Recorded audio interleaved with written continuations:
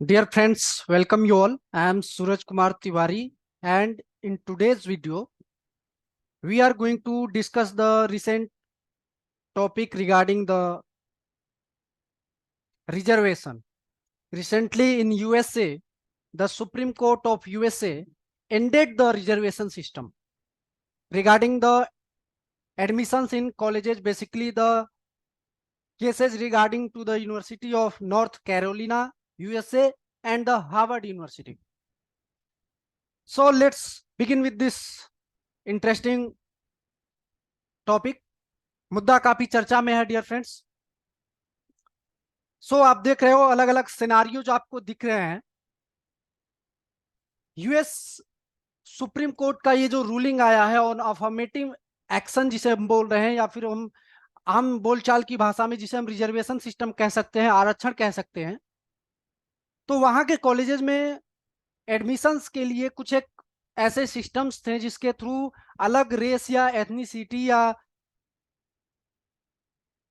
Different origin of Nations के जो लोग थे, अलग अलग ओरिजिन के जो लोग थे, उनको कुछ एक रिलैक्सेशन दिया जाता था. तो उसके regarding we are seeing this issue basically which is right now in news. अब उसमें हम देख रहे हैं कि ये मुद्दा जो है, ऐसा तो है नहीं कि सिर्फ यूएसए का मुद्दा है, ये मुद्दा भारत का भी मुद्दा उतना ही बड़ा मुद्दा है, क्योंकि भारत में ही कई ऐसी पार्टियां हैं जो इसे सपोर्ट करती हैं, इस रिजर्वेशन सिस्टम को सपोर्ट करती हैं. तो वहीं पे बहुत सारे ऐसे ग्रुप्स हैं जो इसका अपोजिशन भी करते हैं, इसके विरोध में भी प्रोटेस्ट करते हैं. तो एक बड़ा तबका जो है वो कहीं ना कहीं इस कंटिन्यूअस कंट्रोवर्सीज के अराउंड इर्द गिर्द घूमता रहता है. As you know, USA is the in modern world you can say USA is the oldest democracy and India is the largest democracy. And nowadays the global world, वैश्विक विश्व विश्व जो है बिल्कुल ग्लोबल हो चुका है. सारी चीजें, सारे देश एक दूसरे से इंटरकनेक्टेड हैं. और यूएसए भी एक डेमोक्रेटिक कंट्री है, वो भी एक लोकतांत्रिक देश है. इंडिया भी एक डेमोक्रेटिक कंट्री है. एंड इसलिए यूएसए में अगर इस तरह के कोई भी चेंजेस देखने को मिलते हैं तो उसका प्रभाव कहीं ना कहीं इंडिया पे भी पड़ेगा ही पड़ेगा. So that is clear, there is no dilemma regarding this. Now the question is what the US Supreme Court's ruling on affirmative action means for colleges. तो कॉलेजेस के लिए सीधा सुप्रीम कोर्ट ऑफ यूएसए का सीधा decision है, बिल्कुल obvious है, clear है. That is basically severely restricting the admission based on the affirmative actions. Okay, so without wastage so much time, let's start with this topic. चलिए इस पे चर्चा करते हैं. इंडिया में आप अलग अलग इन्फ्लुएंसर्स, अलग अलग लीडर्स को देखते होंगे जो इस पे अपने वक्तव्य देते रहते हैं. कन्हैया कुमार हो गए, अलग अलग तरह की पॉलिटिकल पार्टीज हो गई, अलग अलग तरह के ऑर्गेनाइजेशन हो गए. अवध ओझा सर एक जाना माना नाम, यूपीएससी के टीचर हैं, मेंटर हैं. तो उन्होंने अपने एक इंटरव्यू में ललन टॉप जो मीडिया चैनल है उस पे अपनी बात रखी थी. उसमें उन्होंने अपने आरक्षण के मुद्दे पर अपनी राय बताई थी, ओपिनियंस दिया था. उसमें उन्होंने कहा था कि जातियों को खत्म कर दिया जाएगा तो आरक्षण खत्म हो जाएगा, ऐसा कुछ उन्होंने अपना एक वक्तव्य दिया था. सो इस ये मुद्दा जो है भारत में भी हमेशा चर्चा में रहा है. भले ही बीच बीच में थोड़ा सा रुक जाता है, शांत हो जाता है, लेकिन ये मुद्दा रुक रुक कर फिर से खड़ा हो जाता है. Means we can say the recurring incidents of the protest और the support for the reservation we see also in India. That's why it's also the point of concern for India and Indian people. अब America में भी कुछ leaders हैं जो इसका support कर रहे हैं, कुछ अपोजिशन कर रहे हैं, कुछ विरोध कर रहे हैं. यूएसए में डोनाल्ड ट्रंप जो है उन्होंने इसका स्वागत किया है सुप्रीम कोर्ट के जस्टिस का. वहीं पे जो एग्जिस्टिंग प्रेसिडेंट है जो बिडेन हो गए, या वाइस प्रेसिडेंट कमला हैरिस हो गई, या जो एक्स प्रेसिडेंट बराक ओबामा है, उन्होंने इस डिसीजन को कहीं ना कहीं कंडेम किया है, एक तरह से कह सकते हो. उस पर उन्होंने अपनी नाराजगी जताई है. So now let's begin with this. what the US Supreme Court's ruling on affirmative action means for colleges. तो इससे कॉलेजेस के क्या मायने हैं, ये जो रूलिंग आया इससे इसके क्या प्रभाव पड़ेंगे कहीं ना कहीं। तो सीधा प्रभाव पड़ेगा एडमिशंस में, जो लोगों को रिजर्वेशन के थ्रू एडमिशंस हो जाते थे, वो अब जो रिलैक्सेशन, वो जो बेनिफिट्स मिलते थे, वो नहीं मिल पाएंगे। बिल्कुल ऑब्वियस है। Now the other things we are going to discuss, but before that we should be looking at the public perception of USA. USA में जो लोग हैं वो क्या सोचते हैं, उनकी क्या राय है। What are the opinions of the peoples residing in USA. बहुत अलग अलग देशों से, अलग अलग जगह से लोग वहां पे जाके बसे हैं। एशिया के अलग अलग कंट्रीज से, इंडिया से भी बहुत सारे लोग वहां पे जाके बसे हुए हैं, रहते हैं। अलग अलग एथनिसिटी के लोग हैं। तो उनकी क्या राय है, let's see on the data given below.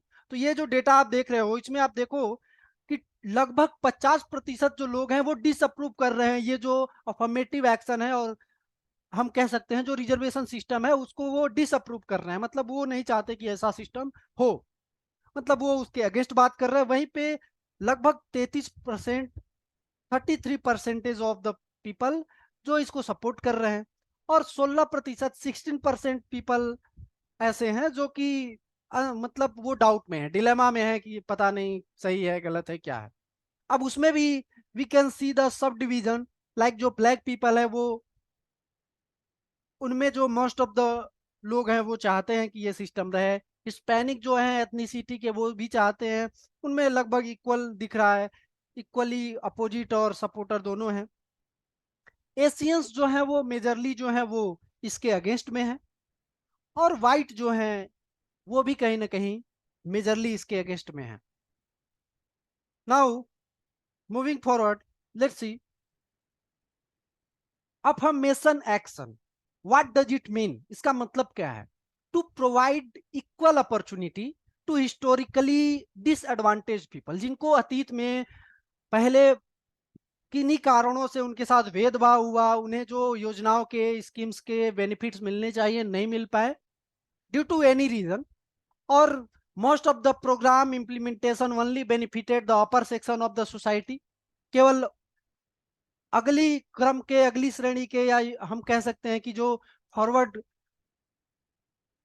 Section of society थे, उन्हें उनका लाभ मिल पाया हो डेवलपमेंट का, विकास का। तो उस चीज को कहीं ना कहीं, उस इनजस्टिस को रेशनलाइज करने के लिए, फिर से वो लोग जो कहीं ना कहीं पीछे रह गए उनको बराबर में लाने के लिए, इक्वल स्टेटस देने के लिए इस तरह के एक्शंस की जरूरत होती है। इसके बिहाइंड में ये क्लियर लॉजिक है। सेकेंड लॉजिक जो है, वो दूसरा जो तर्क दिया जाता है अफर्मेटिव एक्शन के सपोर्ट में, वो ये है कि डाइवर्सिटी को मेंटेन करने के लिए, विविधता को बनाए रखने के लिए भी इसकी काफी जरूरत है। Now let's see what is the scenario in the USA. तो यूएसए में ये शुरू होता है इन 1916, इट वाज इनिशिएटेड, और उसके बाद से यूएसए में जो भी गवर्नमेंट रही है वो कहीं ना कहीं इसे डिफेंड करती रही है on the basis of maintaining the diversity. Okay, it's clear to all of you. Now let's say what is the Supreme Court, what is the, you know, very clear message of the Supreme Court of the USA. Supreme Court of USA says race can no longer be considered as a factor in university admission. अब आज के बाद से ऐसा नहीं होगा कि जाति के आधार पे, इस तरह के एथनिसिटी के आधार पे, मींस अफर्मेटिव एक्शंस के नाम पे आप किसी को अलग तरह की रिजर्वेशन दो, प्रिविलेज दो, वो नहीं चलेगा। और उसको सीवियरली रिस्ट्रिक्ट कर दिया है, बिल्कुल मना कर दिया है। That is the clear message of the supreme court of USA.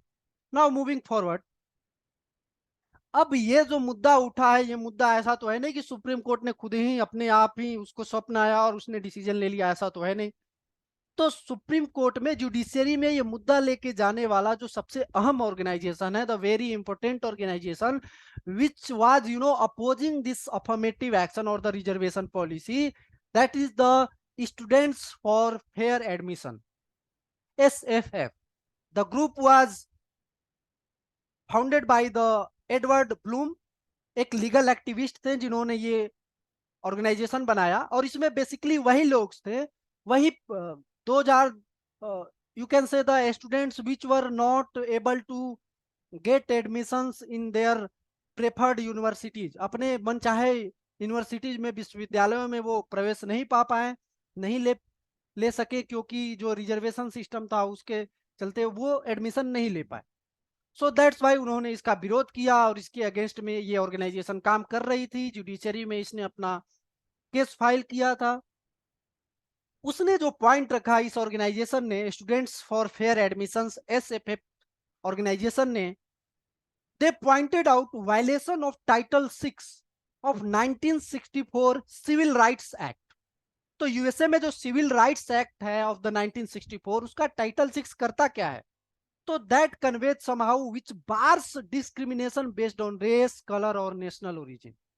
तो ये जो डिस्क्रिमिनेशन है, भेदभाव है, या अगर हम अफर्मेटिव एक्शंस की बात कर लें, या फिर उसे हम पॉजिटिव डिस्क्रिमिनेशन कहें या फिर रिजर्वेशन कहें, सबका मतलब एक ही है।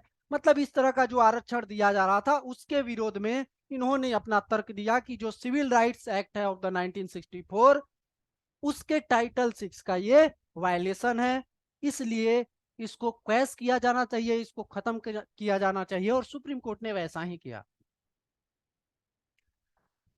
अब ऐसा तो है नहीं कि सुप्रीम कोर्ट ने कर दिया और लोग शांत रह जाएंगे, ऐसा भी नहीं है। अलग अलग लीडर्स के अलग अलग रुझान भी आ रहे हैं, लेकिन इससे पहले हम कुछ सिनारियों के समझते हैं कि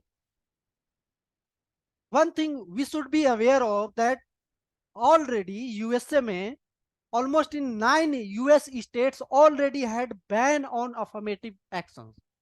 तो यूएसए में जो स्टेट्स हैं उसमें से 9 स्टेट्स ऐसे हैं जहां पे ऑलरेडी अफर्मेटिव एक्शंस बैन थे, यानी इस तरह के रिजर्वेशन पॉलिसीज अलाउड नहीं थे।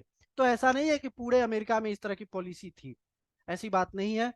लेकिन ज्यादातर जगहों पे इस तरह का अफर्मेटिव एक्शन पॉलिसी चल रहा था मोस्टली। अब ये जो केस अभी चर्चा में आया है, the case of which is the which is in news recently regarding to the Harvard University and the North Carolina University of USA।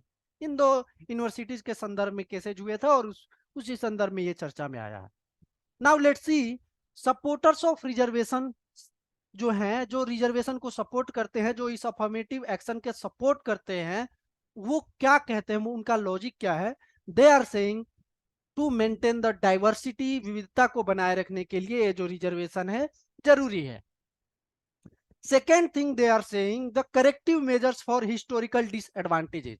जो लोग कहीं ना कहीं पीछे रह गए हैं क्योंकि उनके साथ भेदभाव हुआ है, डिस्क्रिमिनेशन हुआ है, इसलिए करेक्टिव मेजर्स उनके लिए अप्लाई होना चाहिए और उनको इस तरह के कुछ एक रिजर्वेशन मिलने चाहिए ताकि वो बराबरी में आ सकें। तो दैट इज समथिंग। और ये इस तरह की बातें इंडिया में भी होती हैं जिसे हम रेशनल डिस्क्रिमिनेशन का नाम देते हैं। I hope it's clear to all of you. Now moving forward, अब जो इसका विरोध कर रहे हैं, जो इसके अपोजिशन में बातें कर रहे हैं, ओपोनेंट्स ऑफ रिजर्वेशन से रिवर्स डिस्क्रिमिनेशन, उनका मानना है कि इस तरह के अफर्मेटिव एक्शन से या रिजर्वेशन से ये भी कहीं ना कहीं डिस्क्रिमिनेशन ही तो है, इससे भी भेदभाव हो रहा है। उस समय उन लोगों के साथ हो रहा था या नहीं हो रहा था, अब जो है जिन लोगों को रिजर्वेशन सिस्टम से बाहर रखा गया है, they are out of the reservation system, means they are not benefited by the affirmative actions, they are somehow discriminated, उनके साथ भेदभाव हो रहा है ये कहीं ना कहीं, क्योंकि वो अपने मनचाहे कॉलेज में एडमिशन नहीं ले पा रहे हैं। Second thing is that the affirmative actions or the reservation system or the positive discrimination is somehow undermining the merit based selection। मतलब जो लोग टैलेंटेड हैं उनको उनका सिलेक्शन नहीं हो पा रहा है क्योंकि इस तरह का अफर्मेटिव एक्शन जो है वो इस तरह के लोगों को बाहर कर दे रहा है। I hope it's clear to all of you. और ये सारी बातें, all these matters, all these issues also prevailed in India.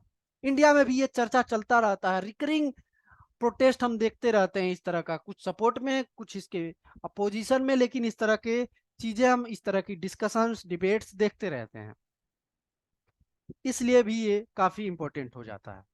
Now let's see, अब आफ्टर दैट डिसीजन, वहां के जो जोए बिडेन जो प्रेसिडेंट है उन्होंने भी इसको कहीं ना कहीं कंडेम किया।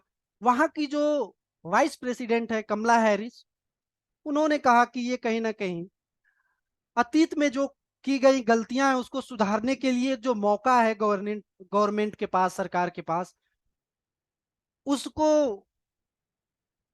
खत्म करना ये गलत बात है। उन्होंने भी कहीं ना कहीं ये कहा है कि ये हिस्ट्री में या पास्ट में हुए जो डिस्क्रिमिनेशन है उसके प्रति अपनी आंखें बंद कर लेना है, मतलब अन्याय है कहीं ना कहीं।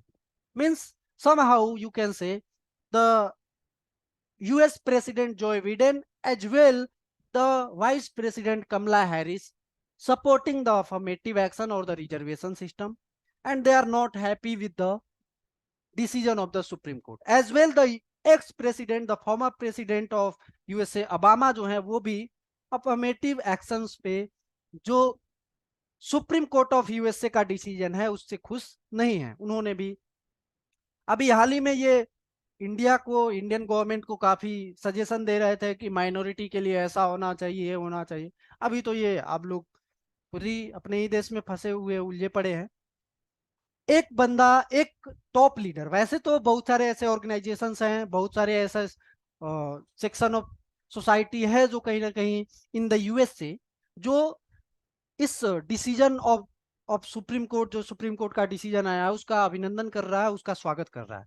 लेकिन अगर टॉप मोस्ट लीडर्स की बात करें तो एक्स या फॉर्मर प्रेसिडेंट जो डोनाल्ड ट्रंप हैं ऑफ द यूएसए, उन्होंने इसका स्वागत किया। उन्होंने कहा है कि ये बहुत बड़ी चीज है, ये अमेरिका को महान बनाने के लिए बहुत जरूरी है कि इसके जो टैलेंटेड लोग हैं उनको मौका मिले, और अफर्मेटिव एक्शंस कहीं ना कहीं इसको रोक रहे थे, रिस्ट्रिक्ट कर रहे थे।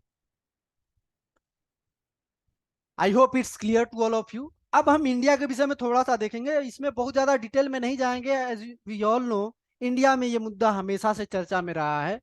बहुत बड़ा लोकतांत्रिक देश है, डाइवर्सिटी बहुत ज्यादा है, विविधता बहुत ज्यादा है, सो दैट्स वाई। लेकिन इंडिया में जो गवर्नमेंट है, गवर्नमेंट सपोर्ट्स रिजर्वेशन और positive discrimination in India. First thing is in the employment, second thing in education, third thing in the representation in parliament, legislative assembly and local governance, panchayat and municipalities, and fourth one is the other welfare schemes. तो ये सारी जो चीजें हैं कहीं ना कहीं इसको, इन सारी चीजों में एक रिजर्वेशन सिस्टम के थ्रू या एक पर्टिकुलर वेलफेयर सिस्टम के through, scholarship and other things जो है इनके थ्रू, तो ये सारी चीजें करी जा रही हैं इंडिया में।